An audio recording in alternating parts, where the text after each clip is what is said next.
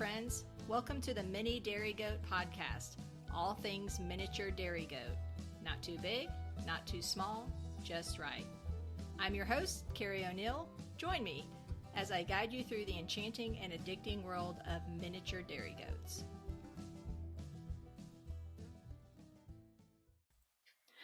Hey, goat friends. Welcome to the Mini Dairy Goat podcast. I'm so excited. We've got a guest on today for the first time. We've worked out all the technical details, and I'm happy to announce that we have Amy Parker from TMGR, which is the Miniature Dairy Goat Registry. Hey, Amy, how's it going? Hey, it's going great. Well, one of the things I'd like to, when I have guests on, is just kind of do a quick, hey, what's going on at your farm? So if you'd like to share kind of what have you been up to with your goats lately? Oh, yes, we are at the beginning of breeding season here. We always tell ourselves we're going to get started breeding earlier to get some of those December and January kids on the ground, and we can never seem to get our act together. So the girls are coming into heat, and the boys are running around like crazy in their pasture, and we have our plan set up, and now it's just getting the bucks and the does and the pins together to do their thing.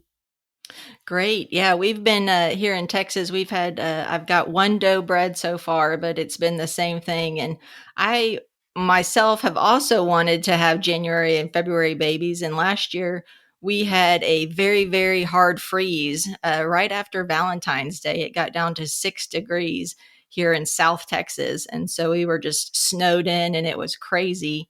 And it was one of those things where you're like, okay, maybe late February and March babies are where we need to stick to it. So I know you're out in California. Tell us a little bit about your farm, and then we'll kind of dive into TMGR. Yeah, so we got into goats um, about 8 years ago now. Our son was allergic to cow's milk, and we gave goat milk a try, and it worked for us. And we moved from the city, from a suburb, to a little town called Wilton, where we had about 6 acres, and we started the goat adventure. And after a couple of years, we were like, we're really liking raising goats, but this farm that we have is kind of too flat and too much on a busy road. And we started looking for a new place. And where we landed is a little tiny town called Ione in Amador County. And we have 20 acres of rolling hills and oak savanna natural pastures with a little bit of chaparral, a little bit of chamise and buckthorn and those kind of scrubby bushes that the goats really love chewing on. So our farm is set up to where the developed, the houses and the barns take up about 2 acres. And then the bucks have about a 2 acre pasture, and then all the rest is set up for the does. So they get to wander around that natural grassland and shrubland during the day and come back up in the evening and eat alfalfa at night to keep them going all night. Awesome. Sounds beautiful. I'll have to make a note of that if I'm ever out that way, swing by for a visit. Yeah, Well, absolutely. We love having people visit. Well, thanks again, Amy, so much. So we're going to go ahead and dive into our topic today. So, Amy, share with us, what is your active role right now with TMGR? I am TMGR's registrar, so I handle most of the office business, all of the membership, and all of the registration of goats. I started as registrar 5 years ago, 6 years ago, 2017, I believe. That the times all kind of blurred together at the Yeah. end of the day. Prior to becoming the registrar, I had been a member of TMGR's board for a couple of years. And the registrar at the time, Donna Elkins, needed to step down. She had a couple of teenagers in her house, and she was finding she needed to spend more time with the kids and less time working. So I transitioned to being a board member into being registrar and board member, and that's what Mhm. I am right now. Great. I'm just thinking we forgot to kind of recap, and this was in the previous episodes, but TMGR is one of the main two registries that does register our miniature dairy goats. So I don't think we just kind of jumped right in. We kind of flew right over that, but that was in the previous episode. Well, tell us a little about the history of TMGR. How did the registry get started? Yeah, so the very first registry to accept miniature dairy goats was IDGR, right? The Hmm. International Dairy Goat Registry, and Hmm. they're a registry. They've changed their names over time, but they essentially accepted anything and everything. If you wanted to start tracking the pedigree of a goat, you could do that with them. And then a couple of folks, well, actually, a private, right? Indeed, the Miniature Dairy Goat Association started out as a individual for-profit uh, project Hmm. business that was registering miniature dairy goats, and I believe MDGA got started mostly because IDGR wasn't really meeting the needs Hmm. of the mini dairy goat group. TMGR got started um, for a handful of reasons. There were concerns about the registries that were available at the time as to how member friendly they were. There were some concerns about how promptly or lack thereof paperwork was being sent out. There were some questions or concerns about standards for breeds and performance programs like a milk program or show rules. And the group of folks that started TMGR wanted to have more of those standards written out and have that match more the other registries that were in place. Our initial board came from either having experience with Nigerian dwarfs or with standard goats or in the early stages of developing goats. And they were looking to set up something for minis that was more like ADGA and or NDGA for the Nigerians. Um, and that's what led them to hold a meeting in the summer of 2006. There was a group of about 8 folks that sat down and wrote out all the bylaws and all of the standards and all of the program rules. And TMGR became an official business in January 1st, 2007. As the registry evolved, it initially started off as a for profit I guess, business because of some of the time that it takes to get all of your bylaws and things in place to become a nonprofit organization. But in 2016, TMGR did transition into being a 5013C nonprofit organization specific to the education of miniature dairy goats. Great. Awesome. Yeah, I didn't know a lot of that. Good. That's why we're doing this. Got to spread the education, get the knowledge out there. Well, I'm a member of TMGR and I have taken part in a lot of the different programs. So I'm going to be excited when we get to those and can talk about that. But tell us just in general, how many goats of each breed have been registered? Kind of what do the trends look like as far as what are the most popular breeds? Yeah, so the most popular breeds are definitely the Mini La Mancha and the Mini Nubian. Right now, TMGR registered Mini La Manchas is just over 1,600 goats, and Mini Nubians is over 2,000 registered goats. When it comes to the other breeds, the next two closest are Mini Alpine with about 300 and Mini Oberhasli, Hmm. which has about 350 individuals. And then the Guernseys, the Sonnens, the Sables, the Toggenburgs, all those mini versions fall far, far behind, Yeah. um, with about 100 goats each of those breeds registered within TMGR. Gotcha. On those top 2 breeds, on the La Manchas and the Mini Nubians, have you seen some trends? Are we increasing, year over year in registries? Or are the breeds getting more popular? Yeah, so if I look back at our data, um, we have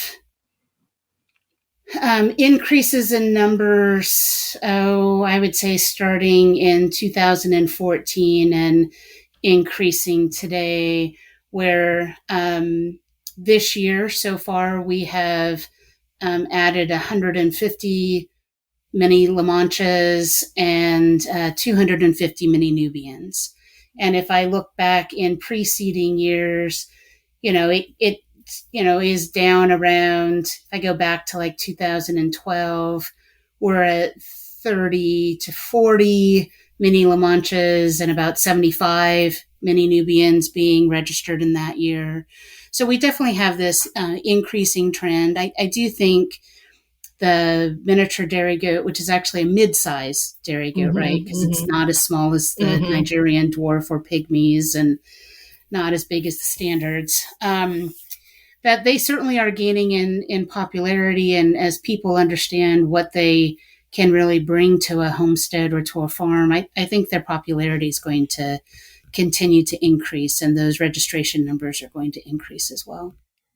Yeah, kind of the tagline for the podcast, I always say, "Not too big, not too small, just right." So that's kind of the mini dairy goat, so that mid-size. Um, so how if I, just this podcast we designed, I designed it to I want to be, base level people just getting into dairy goats and provide them some resources. So if I wanted to get started with TMGR, how would I go about doing that? Tell me more about what the membership options are. I hear you got to you got to get a herd name, you got to have some tattoos. Tell us a little bit about that process, Amy. Absolutely. So TMGR has two primary kinds of membership. We have a single membership, and we have what we call as a family membership. Functionally, the way that works is in a single membership, the ownership name has to be the same on all of the goats. So if you and your spouse always want to have all of your goats in both of your names and have that ownership line be the same, you can get a single membership with TMGR, and the ownership on every goat will be the same. If you want the flexibility of having different names on your goats, if some of your goats you want to own and you want your spouse to own some of the goats, and you want your children to be able to own some of the goats, or you want to have combinations of any kinds of names associated with that ownership, with that member ID, that's where the family membership comes in. The family membership essentially allows you to identify which people are connected to your member number, which comes with a herd name and a tattoo, which we'll get to in just a second. And then any combination of those names can be owners on your goat. Um, I've had some people ask whether we have a separate ownership or membership for businesses. And we don't feel like we need to do that. We feel that if you have an LLC or a corporation that covers your farm, that you can either sign up as your farm and a single membership, or your farm as a family membership if you want some of your animals to be held under your farm name versus some of the members of your family. Um, when you sign up with your membership, you indicate to us who has signing authority for that membership, and that's the person that I then need to double check with when it comes to selling or transferring goats and registering goats and that kind of thing. We have been asked whether we would consider a youth membership. We could. We'd be happy to offer that, although our prices are low enough that we kind of feel that you can get those qualities that you would find with a youth membership using our single or our family membership. Um, and then I'm sorry, I've already forgotten what your next question was. Herd names and tattoos. Oh, yes. So with every membership, if you are going to be breeding and then wanting to register your goats, goats are tracked by what herd they come from, what ownership they come from. And that's where your herd name comes in. And that herd name can be any name that you want it to be. We generally recommend that herd names be less than 20 characters long. A goat name is limited to 35 or 36 characters. So we recommend herd names be, like I said, less than 20 characters. So you still have room to come up with those unique individual names for the goats. That herd name goes on the front of every goat's name and ties back to your location. Part of the reason why we need to have that is TMGR registrations with either tattoos or microchips in your goats allow you to meet USDA scrapie compliance regulations as far as transporting goats, provided that you transport the goat with a copy or with the registration certificate.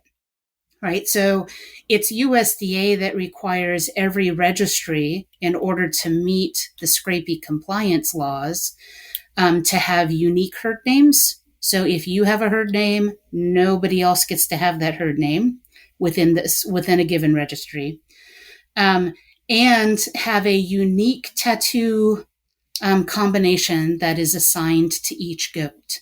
So for goats with ears, the goat's right ear holds the herd tattoo.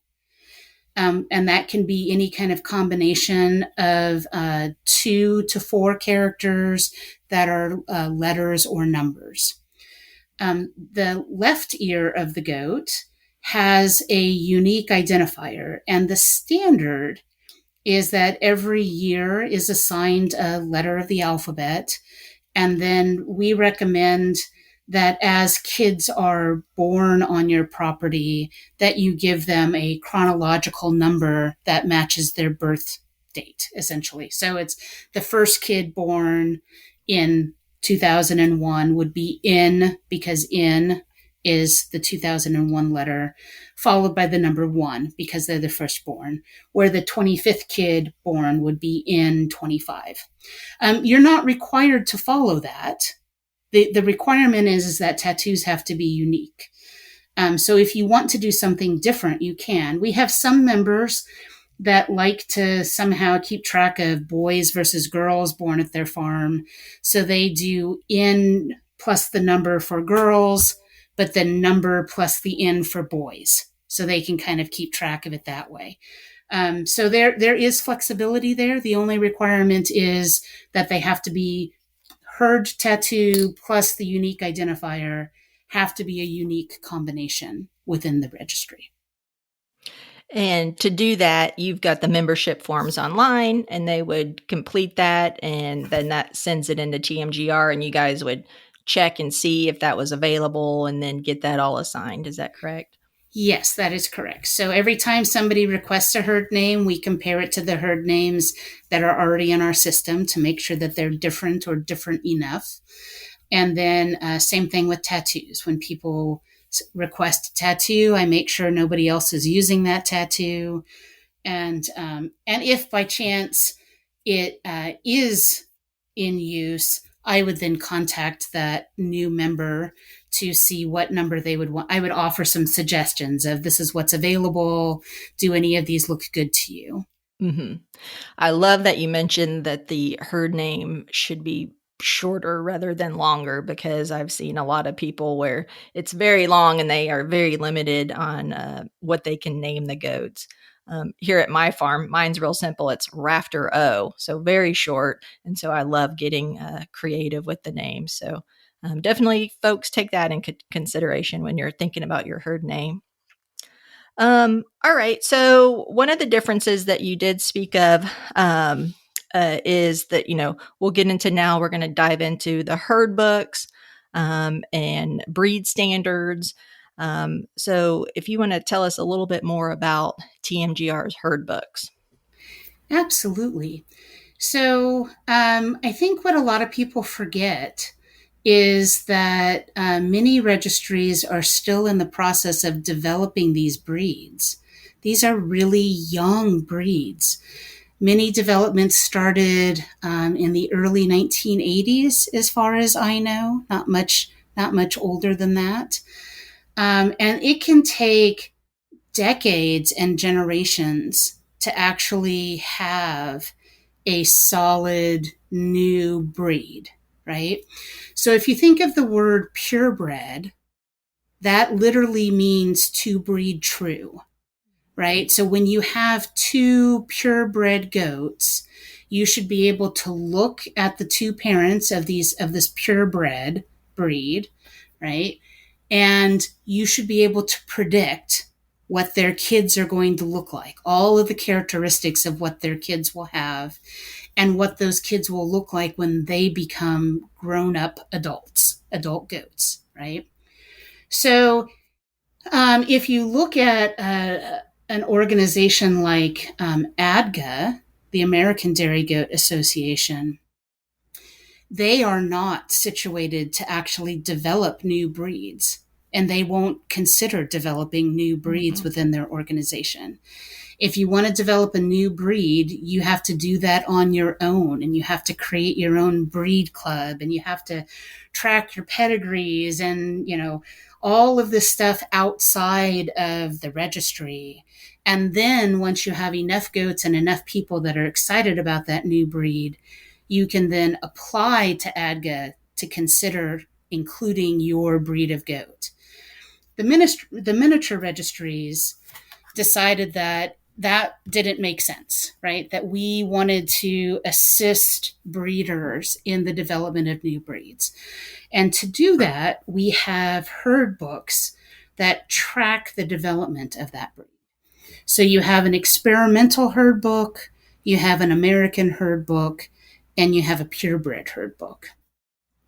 And in that experimental herd book, what you're really tracking is who are the parents, right? Is the parent coming from the breeds that you are allowing to be combined to make this new breed? So within the mini world, that is a combination of a Nigerian dwarf and a standard breed, or a goat that is already the blending of a Nigerian dwarf and a standard breed. Because it's at that experimental stage, there is not an expectation nor a requirement to actually meet what the breed standard will be. Because you're blending these two other breeds, sometimes the ears come out wonky, sometimes the colors come out wrong, the nose or the head characteristics aren't right. I mean, when you're blending two breeds, it is actually pretty complicated getting the right set of genes to make the goat look the way you want them to look and perform. So that's what the experimental herd book is all about. So that we require first and second generations. So I guess I should take a step back. Your foundation breeds are your standard breed and your Nigerian dwarf, and they are identified as a foundation breed by being given the generation number F0, because 0 means this is the foundation. A first and second generation is a goat that is one step or two steps away from those foundation breeds. So an F1, a first generation, is one step away from a foundation breed, and an F2 is two steps away. So if you're only two steps away from a foundation breed, we are not expecting that you are going to have really consistent offspring. And that's why we keep those two generations in the experimental herd book. The experimental herd book can also hold generations that are higher than first and second generation. And those are the individuals that generationally might be farther from the foundation breeds, but are not demonstrating that they are meeting breed character. So for like a mini Nubian, it doesn't have pendulous ears, or it doesn't have the full Roman nose, or for some of the color breeds like Oberhaslis, they have spots, white spots that are too big. When you're getting into the American herd book, which for TMGR is identified as third, fourth, and fifth generations, provided that those individual goats meet breed character and breed standard. We're indicating by the name of the American herd book that we are moving out of that experimental phase and that we are starting to see consistency in offspring and consistency of throwing breed character on the offsprings of those goats. In TMGR, in order to be moved into the American herd book, a goat has to be at least 1 year old, and you have to have documentation of that 1 year old goat meeting the breed character, and specifically making sure that they are not too tall in development. So that is a difference with TMGR as compared to MDGA or with IDGR or whatever their new name is. MIDGA places animals into the American herd book at first registration, even if that first registration is before the goat is 1 year old. TMGR did not make that choice. And there was a lot of debate, right? Because goats continue to grow until they're 3 or 4 years old. And there was a question as far as, well, maybe we shouldn't allow animals to be placed in the American herd book until they were full grown and full age. And the board at the time decided that people would be too impatient with that, that it would be hard to keep breeding without having that change in status. And that for the most part, they felt like if you looked at a goat when they were 1 year old, you had a pretty good idea of predicting whether they were going to go over height or not. And that overheightness is still held at the discretion of the registrar. So if somebody tries to register like a mini Nubian, they're one of the breeds that there are several lines of mini Nubians that go over height. And so if you wanted to register a mini Nubian who was 1 year old and was at 30 and a half inches at 1 year old, I, as the registrar, have the discretion to go, I think we're going to wait a little bit because I'm worried that he's going to go over height because I know he still has 2 or 3 years of growing. As a registrar, that can make it pretty complicated, right? Because and I have to help new breeders in particular understand this amazing and challenging journey that we are all on in the development of these new breeds, right? Developing new breeds is not for the faint heart. It requires a lot of diligence and focus and attention to detail. And sometimes in our enthusiasm and our rush to want to move forward, we kind of forget about that, right? And I, as the registrar, have to remind folks sometimes that we want to produce high quality animals that meet the breed standard, and that height is one of those things, and that we need to be patient. The other thing is, while some breeds you can tell, from a kid that hits the ground, whether they're going to meet breed standard or not. Those mini Nubians, man, they can be so difficult with how their nose and ears develop and change over time.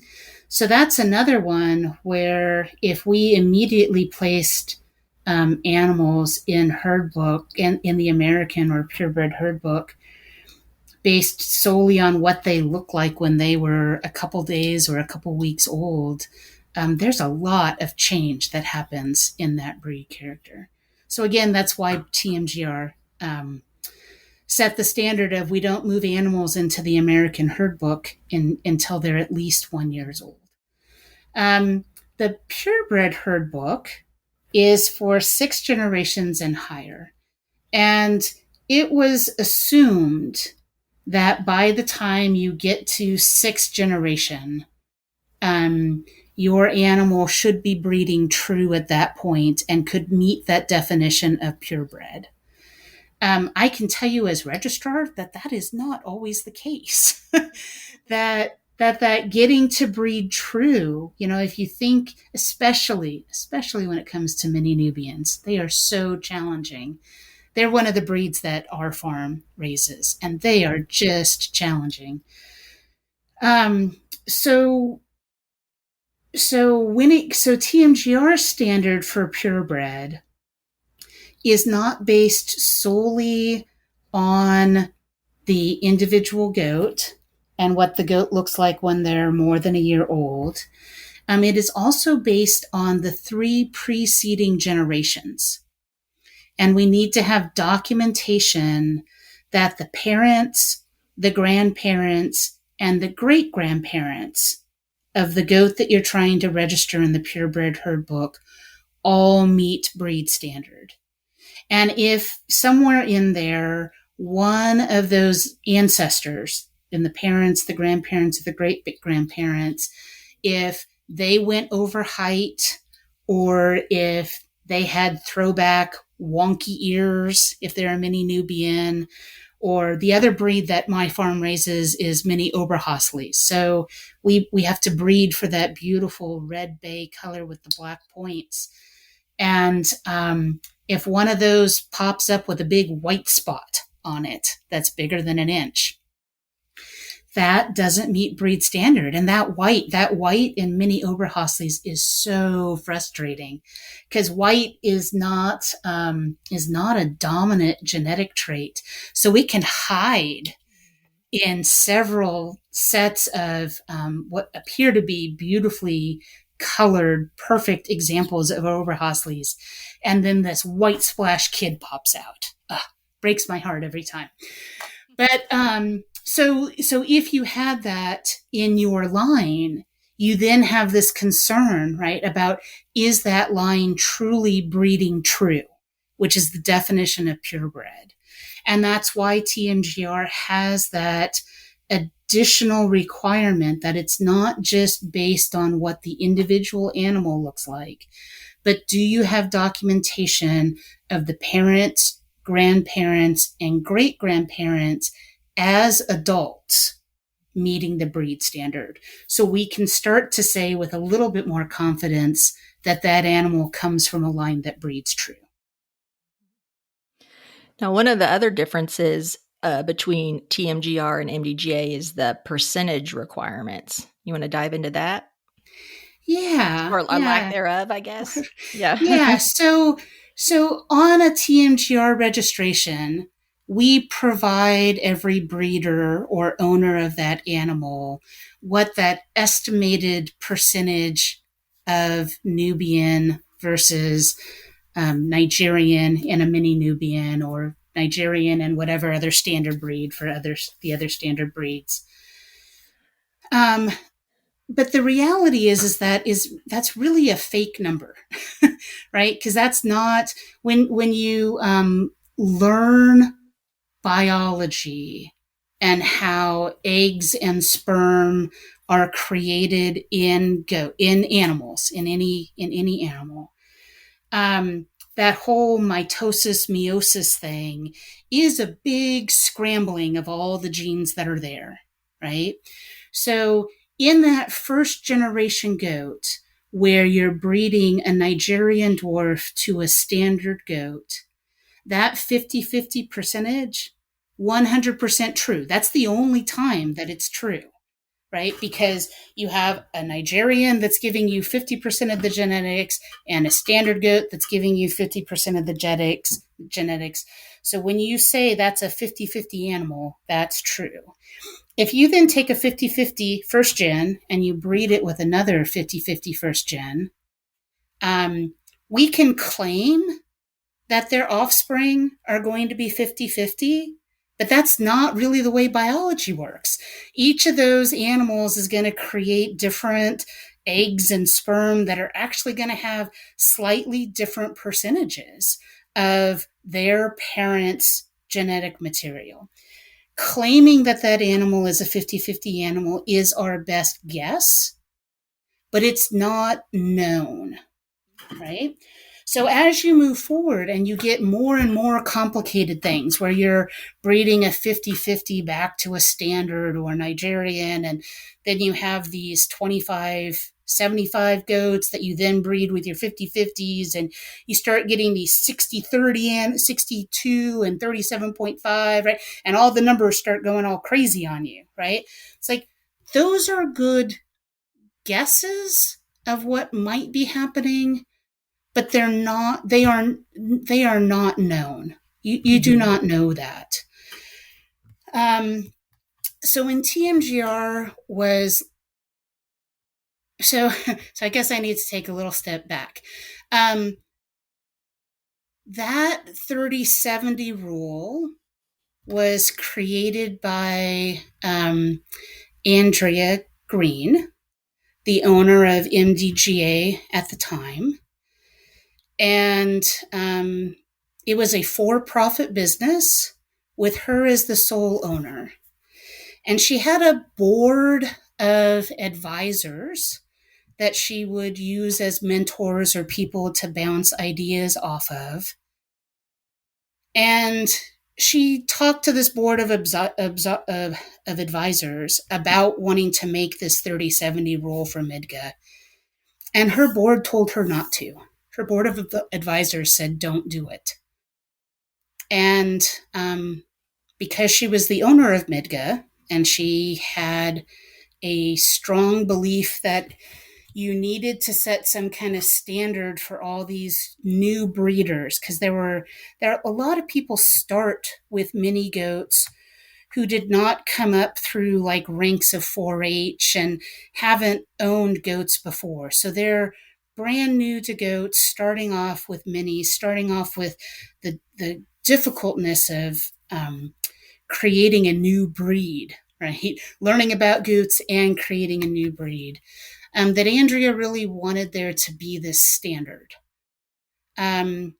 Several members of her board resigned, stopped working with Andrea because she made this decision, and actually came to TMGR because TMGR had the business practice of we will provide that information to breeders to be able to use with it as you will, but that we were but we're relying on what's called the phenotype of the goat to determine whether a goat should be placed in a given herd book or not, right? So a genotype is the genes that are theoretically inside of the goat, and the phenotype are the genes that end up being expressed. It's what does the animal look like? So you could have a goat that is technically 80% Nigerian dwarf, but if it got the right gene to have pendulous ears as a mini Nubian, what mattered to us was, did it have the breed characteristics that we were looking for in a given breed?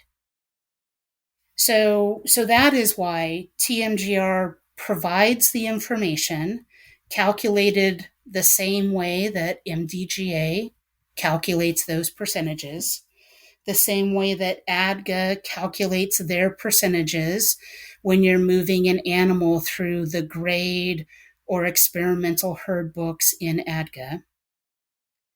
but we don't limit our breeders to follow that particular rule. We rely on breeders to know what the breed standard is and to be breeding animals that meet that breed standard in what the animal looks like, not the theoretical genetic makeup on a piece of paper. Okay, wow. That was awesome. I'm so excited that you just went into all that because it really is going to help some of our mini dairy goat enthusiasts as they're getting started and to learn kind of what we're trying to do here. And we're trying to build a better goat. And, that's really important. So, wow. Okay. Let me just take a few moments to gather my thoughts because I'm blown away. Um, Okay, so I think that kind of hit all the herd books. The next thing I had is a lot of folks will do in the mini dairy goat world what we call dual register. So they're registering with both TMGR and MDGA, and that can be done. And there are definitely, we're going to, in a second here, we're going to dive into all of your programs and some of all the other cool things that TMGR offers its members. But just wanted to mention that it's not, doesn't have to be one or the other. It can be, you can pick your favorite and go for that. But also you can dual register and take advantage of all the great things that both of the main registries offer. Um, So can I yeah, throw one thing in there? hit that. Because the one thing that I hadn't talked about that is another place where TMGR and MDGA differ is the handling of animals with unknown lineage or unknown parentage, often called native on appearance or grade because of that lack of pedigree. Um, my understanding is that MDGA created a grade herd book and had a series of rules that allowed an animal to be entered into that grade herd book and then to be able to move out of that grade herd book. And that at this point in time, I believe MDGA no longer has a grade herd book option. Yeah, I think that's correct. Yeah, yeah, definitely. Let's talk on this native on appearance. Yeah, so TMGR, again, recognizing that we knew we were in the process of developing new breeds and wanting to support members on developing new breeds, we looked to how ADGA, the American Dairy Goat Association, handled animals of unknown parentage, unknown lineages, sometimes just undocumented, that you know who the parents were, but you never got the registration papers work done, or that whole kind of thing where papers get lost and then the animal is paperless. um, ADGA created a grade herd book. As soon as you have to breed a grade animal to a registered animal that's either in the American or the purebred herd book in ADGA, and then after they hit 87% known lineage, they are then moved into the American herd book as does. Bucks, in order to be moved into the American herd book in ADGA, have to have more than 92% known lineages, right? So, and then ADGA also has this experimental herd book where animals that don't meet breed standards can go into the experimental herd book, or if you want to breed two different known lineage animals but different breeds together because you're trying to fix the hips or the rear udder, or you're trying to fix a particular thing and you breed out to a different breed to fix that problem in the goat that you're working with. That then becomes an experimental, and you continue to breed back until, for a doe, more than 82% of the animal is known of that breed, or a buck, 92%. And then they become Americans, right? So in looking at that, TMGR did not feel like we needed to have a separate grade herd book. that we could add a generation of development of additional breeding. And we just place our NOAs, native on appearance animals, into our experimental herd book, but instead of them being an F1, they're labeled an F0, which requires that line to then have an additional generation before it is eligible for the purebred herd book. We closed our native on appearance program and opened what's called a native on production program. So you can still have an animal of unknown or undocumented lineages that looks like it meets a breed standard for one of the minis. And if you put that animal on a 305 milk test and you document that, yes, they produce sufficient quantities of milk or protein or butterfat to earn a milk star, that those animals can then be registered as NOP, native on production, within TMGR.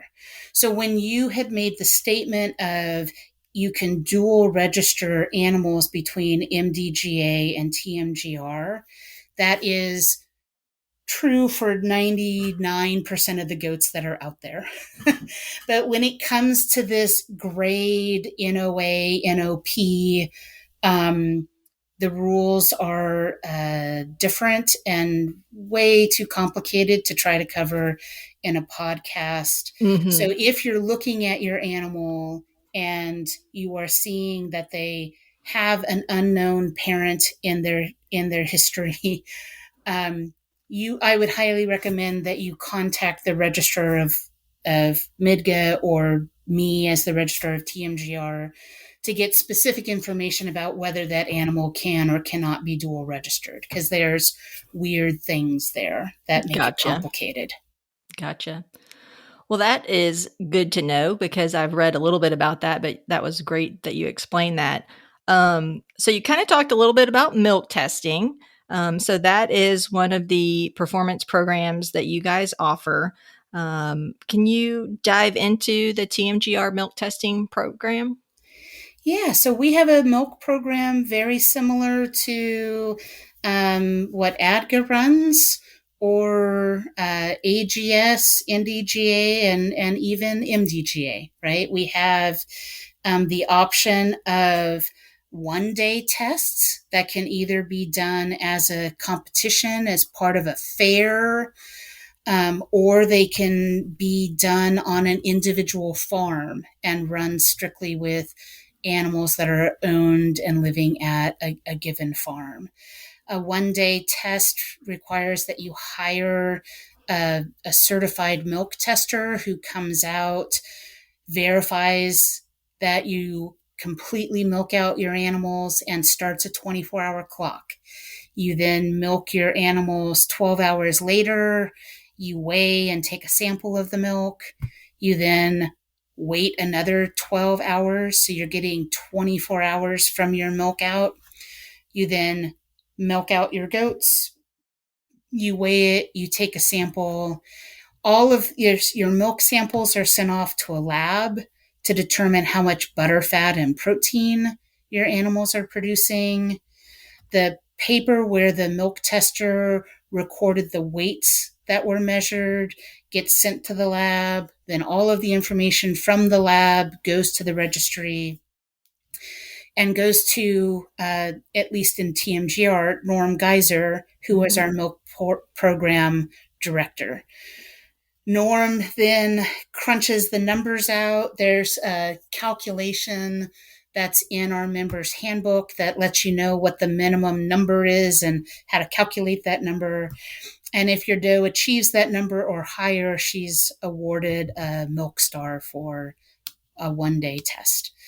There's another program called a 305 milk test, and that's where you are sampling milk about once a month. Again, it's a 24-hour period, and you sign up with a particular Dairy Herd Improvement Association, or DHIA, where all of your data is sent to on a monthly basis. and they have the magic of math and models, and from those 9 or 10 or 11 samples that you do during a year, they can then predict out and model out how much milk your doe actually produced during that 305-day period. The reason it's a 305-day period is if you're in a dairy and you're maximizing milk production, you want your does to freshen once a year, and it's not healthy for your animal to be growing a baby and producing milk at the same time, and you should be stopping milking your doe at least 60 days before she kids. So if you take 365 days in the year and you remove the 60 days that you shouldn't be milking, that's where you get the 305 test. That you have the ability of not having your doe kid and continuing to milk through and milk for years on end. There's some does that I know of that have been milking for 4 or 5 years straight without Mhm. kidding again. But when you then want to compare does, you want to have an even playing field, right? So again, that's where that 305 date comes in, and that's what those comparisons are based on. And with the 305 test, again, your doe can earn a milk star if she has met the minimums or higher. Um, the other way that does and bucks can have milk stars or milk star titles added to their names is based on inheritance. So a buck can get a star S at the end of his name if his dam and his sire's dam both have documented milk production. Does can earn milk stars not being on test if 3 of their daughters earn milk stars. So we have a whole inherited star program, and that is all explained on our website or in our member handbook. That sounds like a great additional podcast topic.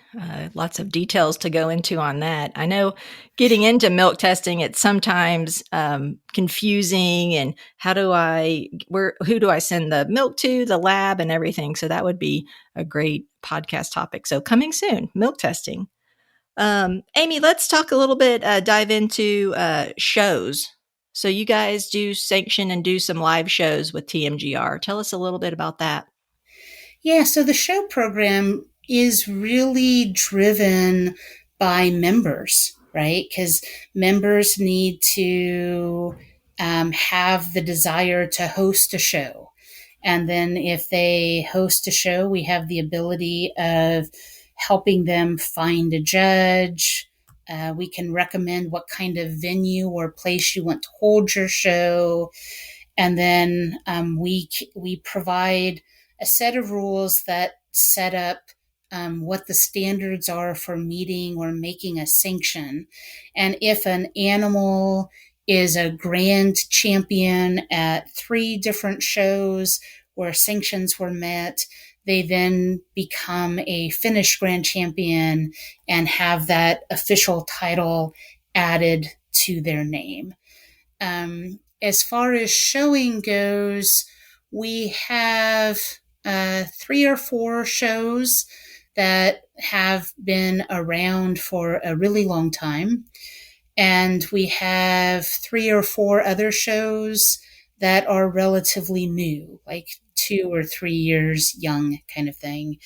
Um, the whole situation with the pandemic and COVID the last couple of years has made live showing really complicated and really kind of difficult.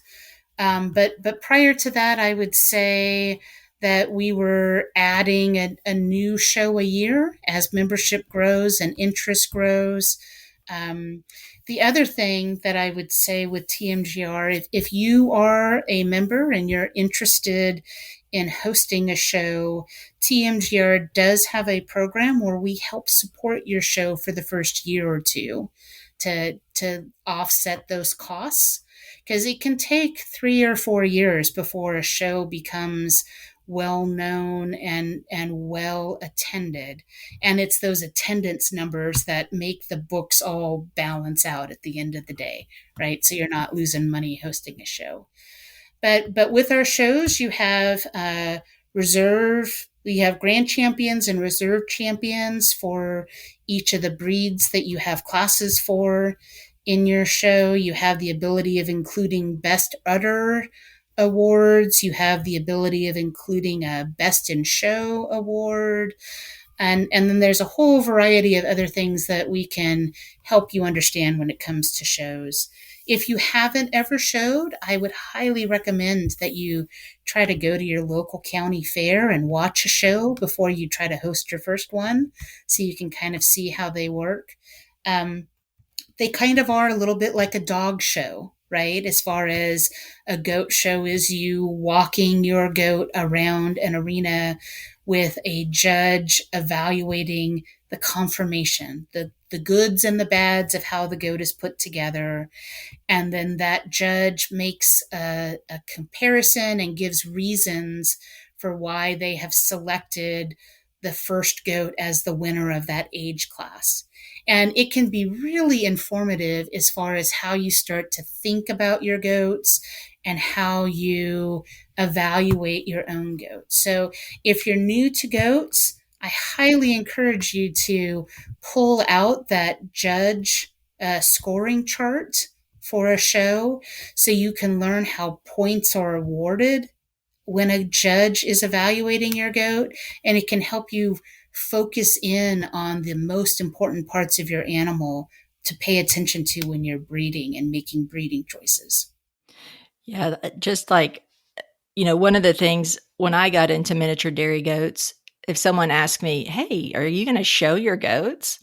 I'm like, "No, I'm just getting into this for the goat milk." And then for me, at least, I got into it and I'm like, "Wow, let's, had some goat friends around here in Texas. Let's put on a goat show." And so we've been doing one here and it is just so much fun and you learn so much about your goat, especially if you get some good judges that are really willing to take their time and talk with you. So, learning more about goat conformation, goat anatomy, what a good goat looks like is really important. And that leads us into our next TMGR topic, which is the TMGR Conformation Clinic, which I participated in last year and it was amazing. A lot of great feedback. So, I'll turn it over to you and tell us all about the Conformation Clinic. Absolutely. The Conformation Clinic is one of the things that I think TMGR does really well at, and is a great service that we provide to the miniature goat community. It does not require you to be a TMGR member to participate. We open it to everybody. Prices are a little higher if you're not a member, but everybody can participate. We recognized that, again, going back to we're a 501(c) with our primary mission being the education and support of the development of miniature dairy goat breeds, that sometimes it's really hard to know how to breed a good goat. And if you don't have a local live show where you can go and talk to judges and have your goats evaluated, how do you fill that knowledge gap, right? And that's why we created the Conformation Clinic. The Conformation Clinic allows you to take 5 photos of your doe in milk, 4 photos of your juvenile animals or your bucks. They're the 5 or 4 angles that you want to kind of evaluate your goat at: the side view, the rear view, the front view, the top view is the 4 that is on all animals. And then if you have a doe in milk, we want to get a picture of that fore udder also to help evaluate. TMGR hires a very knowledgeable goat person. Most of the time, those the evaluators that we hire for our conformation clinics are long-term ADGA goat breeders and are either ADGA judges, show judges, or ADGA linear appraisals. There have been a couple of our evaluators who did not officially hold an ADGA judge title, but were owners of incredibly well known, well respected ADGA herds, and clearly are breeders who have been doing this for decades and know what a good goat looks like. So, from those sets of photos that you submit, the judge or evaluator of the conformation clinic provides feedback on your animals. One of the things that you find when you're at a goat show is that judges don't want to embarrass people in front of the crowd. So they only talk about the good parts of the goats, which is very kind and understanding and appreciative. As somebody who has taken my goats to a show, I am glad that I did not have a judge point out in front of everybody the flaws that were there. But it also can make it hard to learn, right? If you only hear good things about your goat, it can then be hard to see maybe where some of the weaknesses are. So in the conformation clinic, we talk about the good things that we see, the strengths. We have the evaluator indicate what areas appear to be weaknesses in the photos, and then make recommendations or guidance on what you might want to consider doing in breeding that animal to improve the overall goat. So if you have a goat that has really good general appearance but seems to have a weak udder attachment, the conformation clinic would point out that it doesn't look like the udder is as well attached as we would like it to be, and to try to find a buck that has that in his background to hopefully get that improvement. Right, every time you breed a goat, it really is rolling dice on what comes out on the other side. But if you start off with going, well, this is what I'm trying to fix, or I know I need to work on this particular weakness, that can really help you narrow down what options to think about when you're breeding your goat and if you're trying to improve your herd. The conformation clinic happens once a year, and mostly that's because it's really complicated trying to get ADGA judges' times, right? Having them set enough time aside to be able to look at photos and give you really thoughtful feedback. All of the previous confirmation clinics we keep posted, and that allows that educational resource to be available to all people going forward.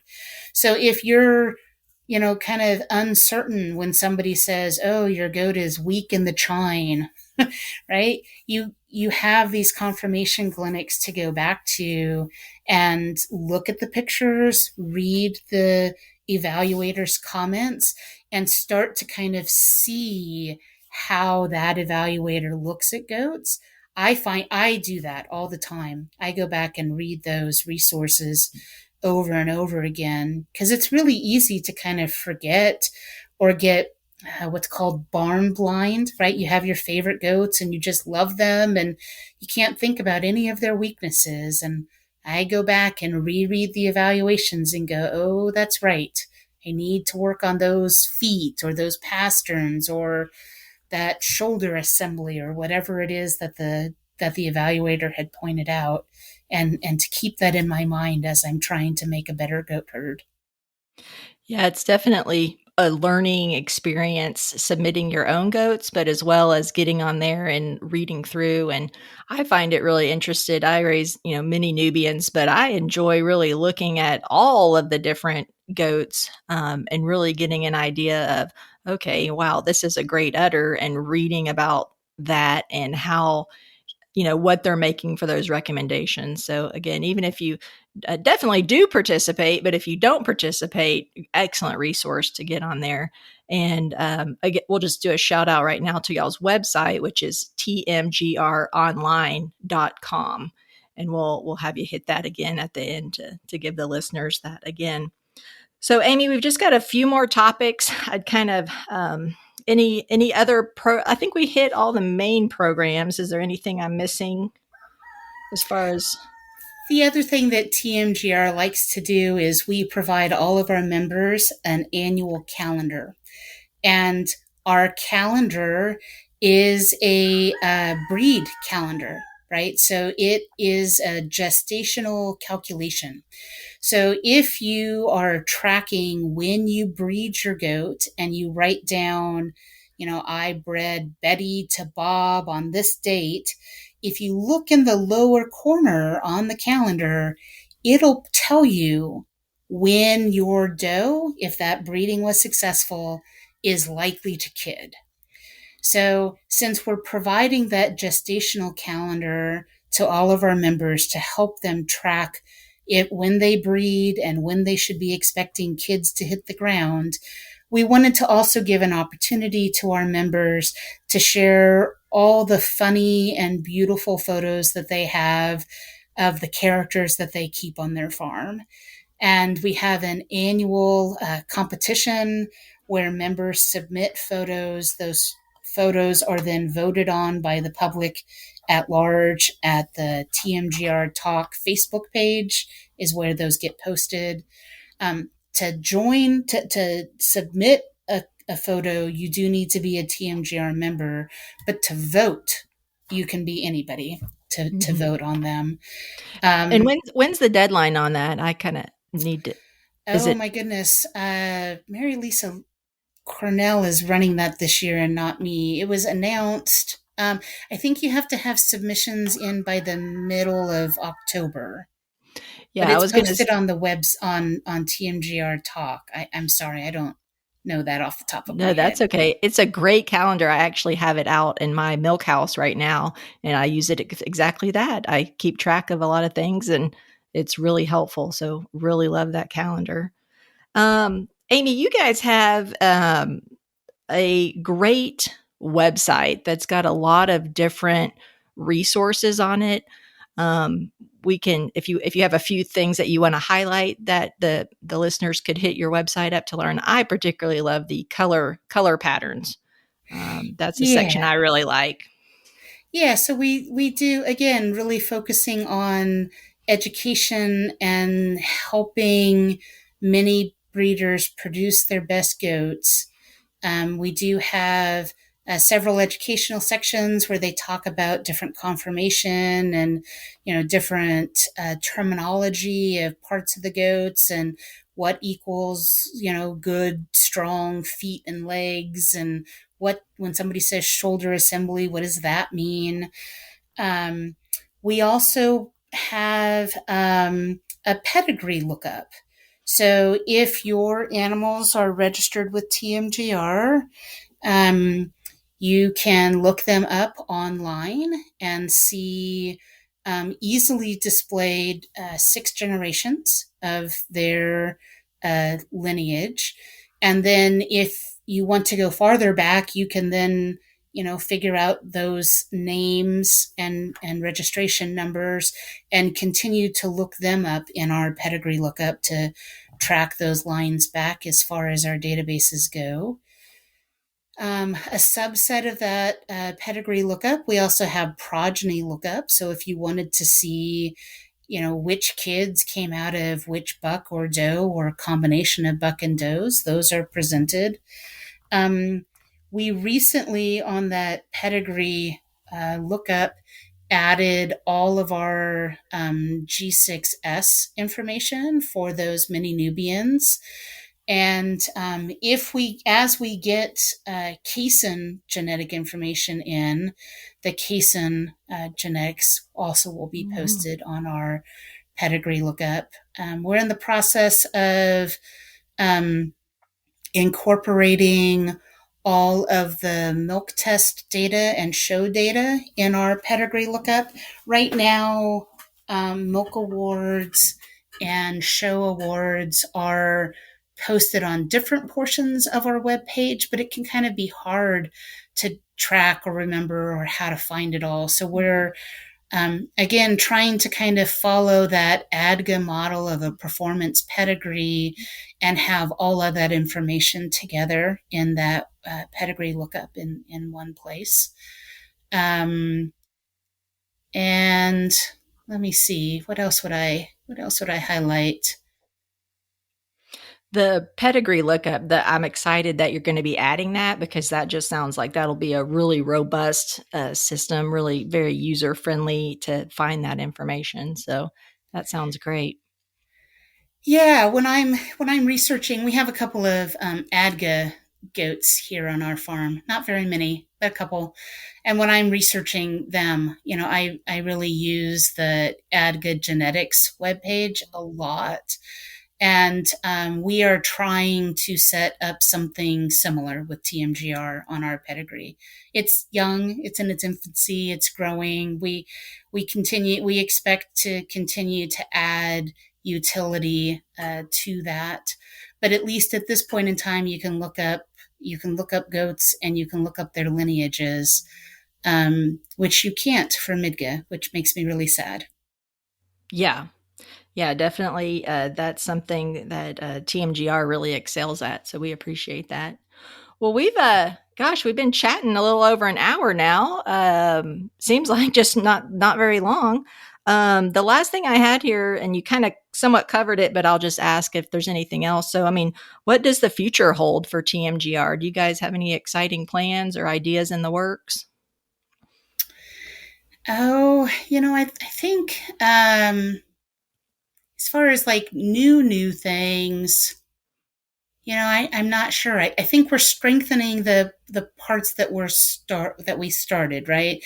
I think we really want to make sure we get this online pedigree lookup as robust as we want it to be. Hmm. I think we're contemplating providing more support for new shows and how to get that up and running.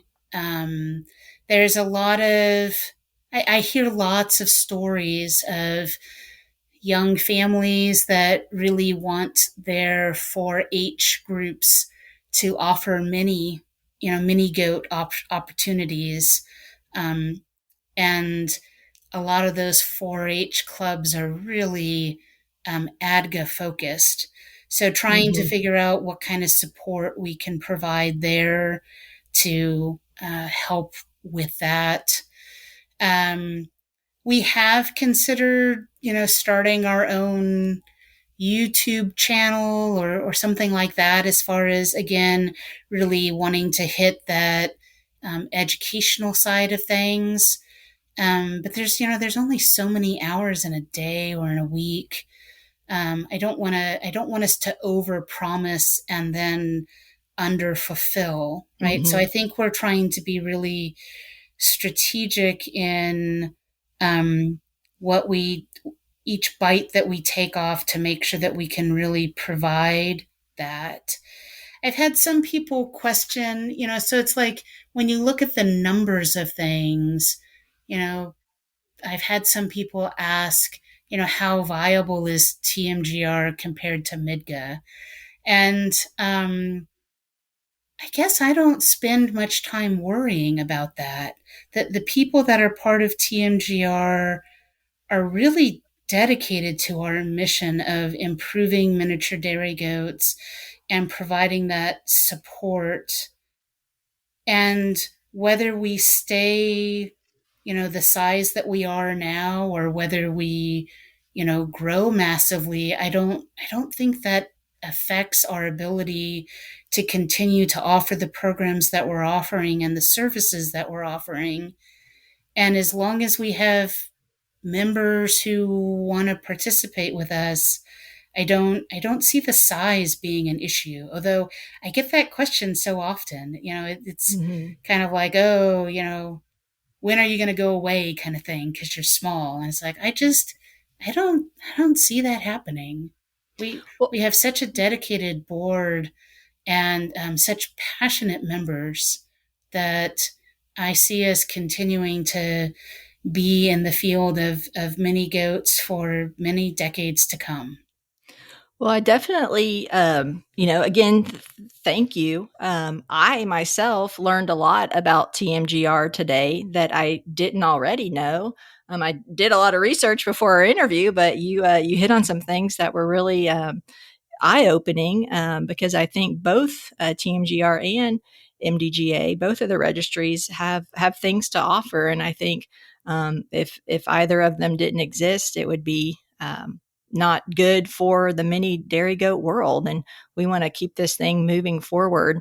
And I really appreciate all of the effort and just the resources and the tools what you guys are providing out there to the mini dairy goat community.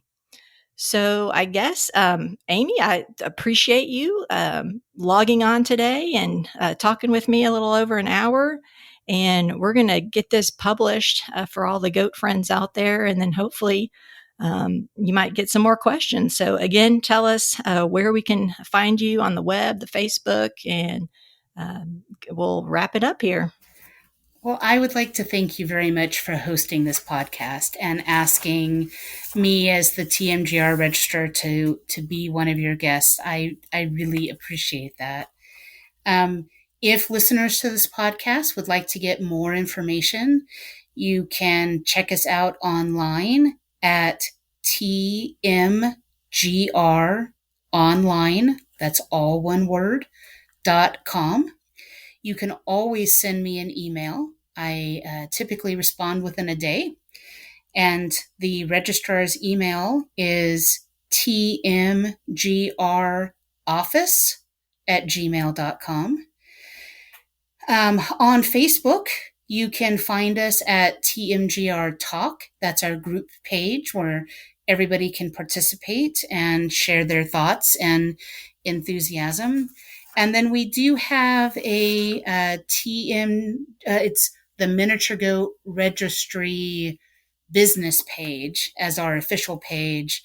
That is not as active because there's only so many hours in the day that I, as a registrar, can spend on social media, but it is there as well. And if you send messages, they come to me, and I can help you that way. Well, thanks again, Amy, for just logging on today and sharing all of this information with us. And we really appreciate it. So, you goat listeners, y'all take care.